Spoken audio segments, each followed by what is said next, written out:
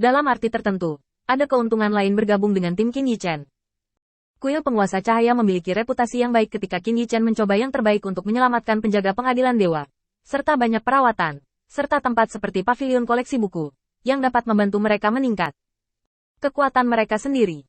Ini telah melampaui Mahkamah Agung terlalu banyak. Dan Qin Yichen memiliki alasan untuk menaklukkan dan menang apakah itu publik atau pribadi.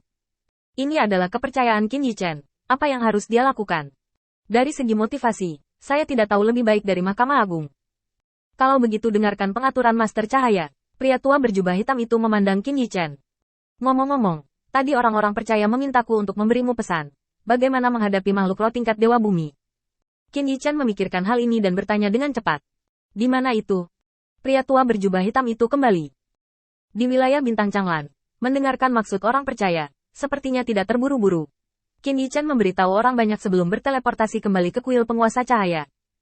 Dia tidak mengetahuinya. Tetapi pada pandangan pertama, sudut mulut Qin Yichen berkedut dengan keras. Lamat dan sekelompok binatang ajaib menekan binatang roh tingkat Dewa Bumi ke tanah. Hei, hanya itu kemampuanmu? Aku masih punya senjata rahasia yang belum kugunakan, jadi terima kasih karena tidak membunuhku. Binatang roh tingkat Dewa Bumi penuh dengan ketidakpuasan. Lepaskan aku. Aku ingin melihat penguasa cahaya. Aku di sini bukan untuk membuat masalah. Jangan paksa aku untuk membunuhku. Qin Yichen terbatuk ringan dan membiarkan Fatih melepaskan binatang roh tingkat Dewa Bumi, menembakkan sinar cahaya secara acak, dan berkata kepada binatang roh tingkat Dewa Bumi. Akhir garis adalah tempat Anda ditempatkan. Yang terbaik untukmu tidak menunjukkan wajahmu akhir-akhir ini. Aku juga akan mengatur pil yang kamu butuhkan dan memberimu pil pertama besok. Ngomong-ngomong, jika kamu memiliki sesuatu untuk dilakukan di masa depan, beritahu Fatih bahwa dia adalah bos langsungmu sekarang.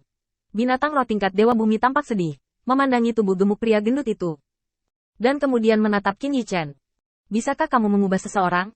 Qin Yichen menggelengkan kepalanya secara langsung. Fatih adalah yang paling cocok. Siapa lagi yang berani membual denganmu setiap hari? Fatih, dengarkan aku juga. Meskipun kamu adalah atasan langsungmu, kamu hanya bisa menyuruhnya melakukan satu hal setiap tahun. Ingat untuk memberitahuku sebelum memesan. Pria gemuk itu tersenyum jahat.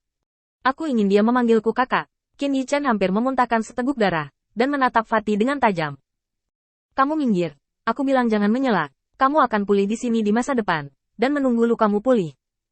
Juga, jangan keluar untuk menakut-nakuti pengikutku, atau aku akan mengatur agar kamu pergi ke tempat di mana burung tidak buang air besar. Binatang roh tingkat Dewa Bumi mengangguk dengan tergesa-gesa.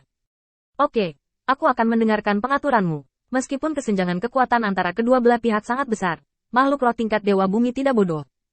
Di tempat suci ini, ada eksistensi yang tidak mampu dia provokasi. Dengan satu pemikiran, orang itu mengirimkan kekuatan iman ke seluruh kuil penguasa cahaya. Jika benda itu benar-benar jatuh, level para dewa mungkin tidak cukup. Melawan. Mengintegrasikan kekuatan semua orang percaya menjadi satu, meledak dalam sekejap. Ini setara dengan menghadapi semua orang percaya, dan kesulitannya bisa dibayangkan. Bahkan jika dia tidak menyebutkan ini, dia tahu satu atau dua hal tentang gerakan utusan itu, dan tahu bahwa Qin Yichen sekarang berada di puncak kecemerlangannya. Dan dia mungkin meledak dengan seluruh kekuatannya kapan saja. Lebih baik mematuhi pengaturan dengan jujur. Jika dia bekerja dengan baik, dia dapat mengandalkan statusnya sebagai orang percaya di kuil penguasa cahaya dan menerima perlakuan yang sama seperti para utusan ilahi itu.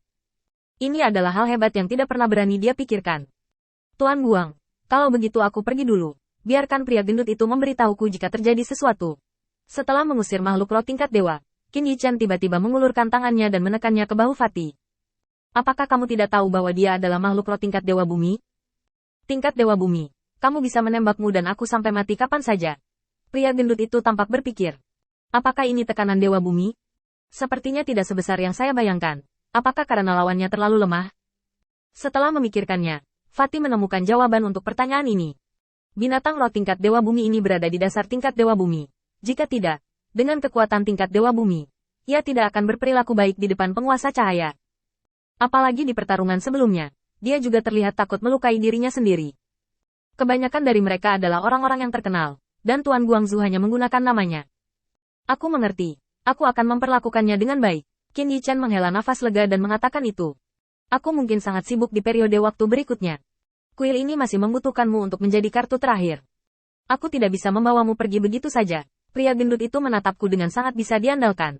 Sebelum mengobrol beberapa hal sepele baru-baru ini, Qin Yichen harus menyela pembicaraan dengan Fatih. Langsung berteleportasi kembali ke kota reruntuhan. Qin Yichen menyaksikan langit hitam menyerbu pembangkit tenaga listrik. Dan tekanan di hatinya juga cukup besar. Bukannya aku khawatir mereka akan datang dan membuat masalah. Tapi aku benar-benar tidak tahan. Sepanjang malam ini, utusan yang datang ke kota reruntuhan tidak terganggu. Awalnya, sedikit peningkatan masih dalam lingkup penerimaan Qin Yichen. Tapi sekarang, tiba-tiba muncul dan semuanya hitam. Siapa yang tahan? Qin Yichen naik ke udara. Dan pria yang memimpin memberi hormat dengan hormat. Aku sedang menunggu bandit gunung. Merasakan tekad Tuhan untuk menghidupkan kembali kehormatan alam abadi. Dan memutuskan untuk membelot ke penguasa cahaya. Dan berharap penguasa cahaya akan menerimanya. Qin Yichen memandangi kegelapan. Setidaknya ada ribuan orang. Ini adalah konsumsi sumber daya lain dari 10.000 orang. Sambil menghela nafas, Qin Yichen mengatakan ini. Semuanya, penaklukan wilayah bintang pembantaian api adalah masalah besar. Dan aku tidak ingin merusak personel alam abadi dengan sia-sia.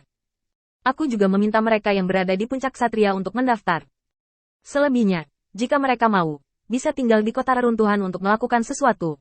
Di antara 10.000 orang, hanya 3 yang berdiri, sehingga dianggap identitas bandit majemuk. Tidak banyak dari mereka yang memiliki bakat luar biasa.